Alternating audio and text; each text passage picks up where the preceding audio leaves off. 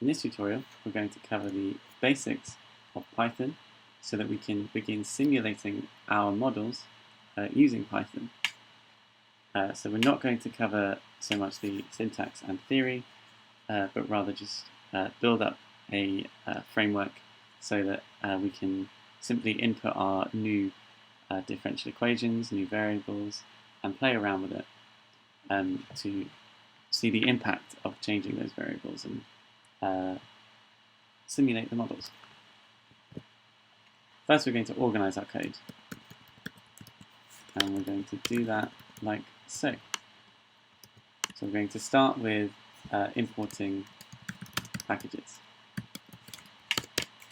So Python has many packages which are used so that we don't have to hard code functions that are commonly used. So for example, trigonometric functions, sine, cos, and tan aren't by default hard-coded into Python. You can't just call it like so. You would need to import NumPy or SciPy, which are packages, and call those packages in order to use trigonometric functions. Else you would have to define them yourself. We'd have to define them ourselves. So they're a really handy way of accessing commonly used but perhaps quite complex functions, methods, attributes, etc. So the ones we're going to be using today are SciPy, which we'll import as SP, and this is how we call SP. And we'll also import matplotlib.pyplot as PLT, and we'll use that to plot our simulation. And we'll also import a particular method from SciPy, .integrate. From SciPy .integrate. Integrate being a sub package of SciPy. We'll import ODE int, and this will just be for the sake of efficiency. ODE int will be our ODE solver. Next, we'll define the constants.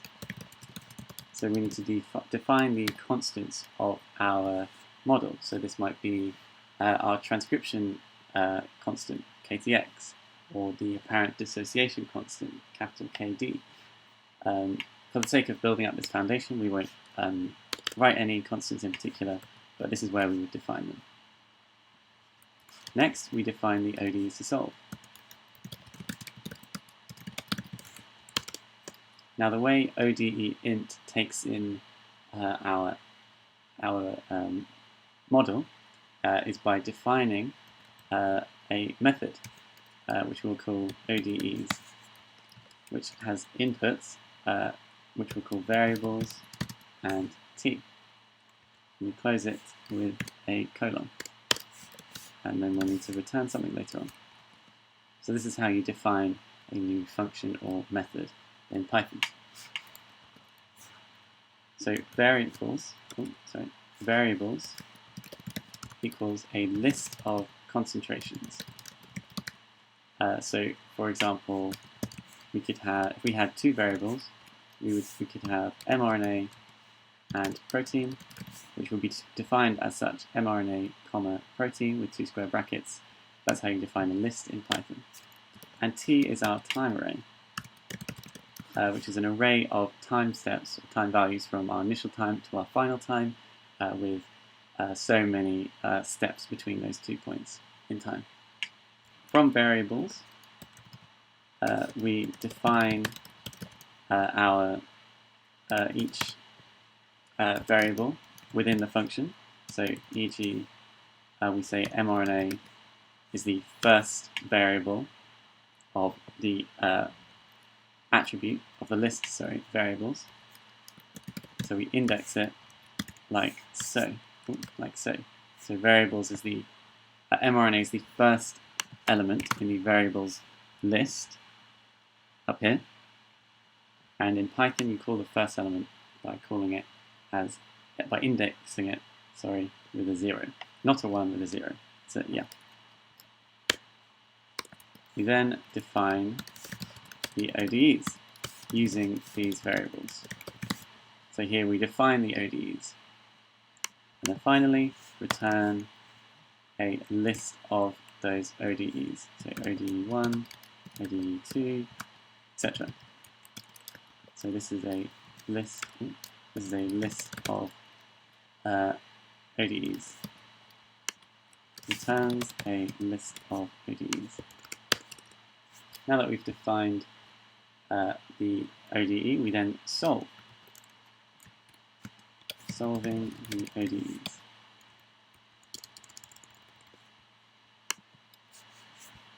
So to solve, we need to define the time array, which we use up here. So we set an initial time, usually 0.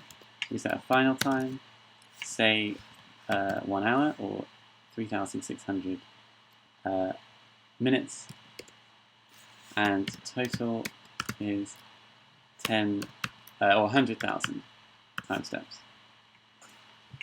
Now the units of your time can be however you wish. It could be in hours, seconds, milliseconds, just so long as your variables in time. So for example, ktx, which is in molar per second, are in the correct unit of time. So ktx would be, if this was seconds, it would be in units of seconds. If it was hours, it would be in units of hours, etc.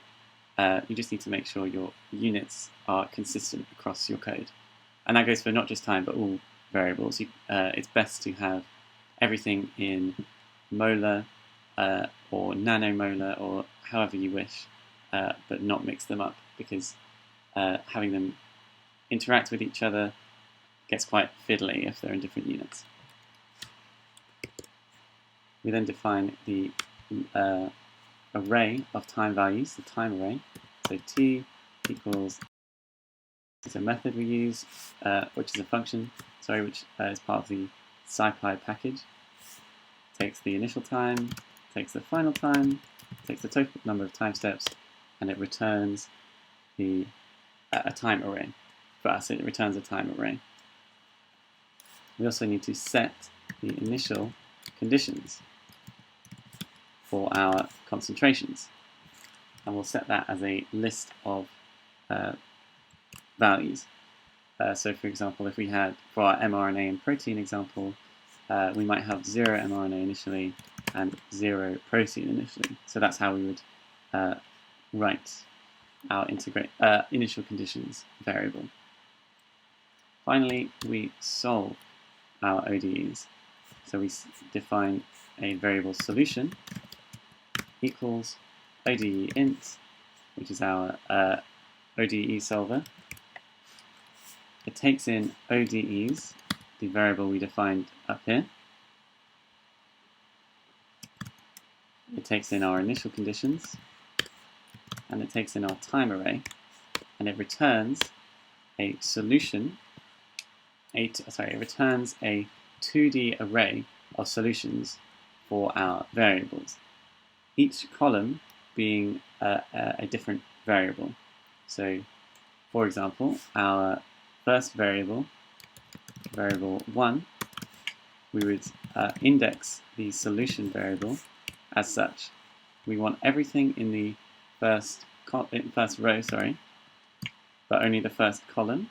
So we call it as such. Because it's a 2D array, we need to define in both dimensions. So we want everything in the first row. So we say everything in the first dimension and the first element in the second dimension. So in other words, calling everything in the first column. Variable 2 equals solution, everything in the first row, but every row, but in the second column. Now we plot our simulation. Plot the data. So to plot, we use the PLT subpackage, or the matplotlib package, the pyplot subpackage, which we have called as PLT. PLT.plot. We input the x-axis first, which is time. The y-axis, which is our variable 1 for starters, and we can also add a label, variable 1 concentration. Yep.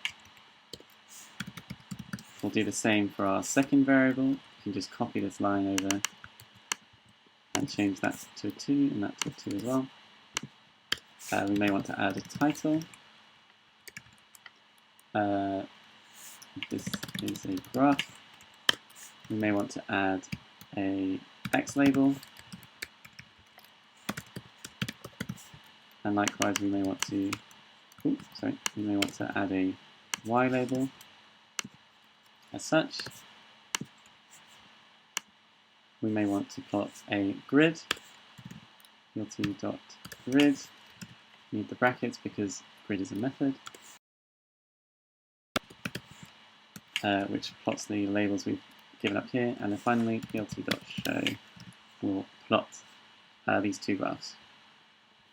We can also edit the parameters of the graph. So for example, the font size or the figure size. And I'm just going to copy something over here rather than you watching me write it out.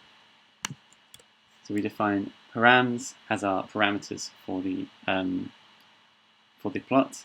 We can define the axis label size, the axes label size, the font size, the legend font size, the X tick label size, Y tick label size, figure.fig size, and many, many more different parameters. There are default parameters which we can vary through this method. And then plt.rc.params.update. Params essentially updates the parameters for which to plot our graphs. So these are just arbitrary values just to make the graph look a little bit nicer than the default. So we've built up now a foundation to solve our ODEs, solve our models, and produce nice looking graphs, presentable graphs for analysis and for presentation. So when we come to our coding challenges, this is what we will be building upon. So we haven't really covered the syntax or the theory of Python so much, but with this foundation, we can define ODEs, we can vary constants, vary initial conditions quite easily without needing to know those things. So as a foundation, it's a good starting point.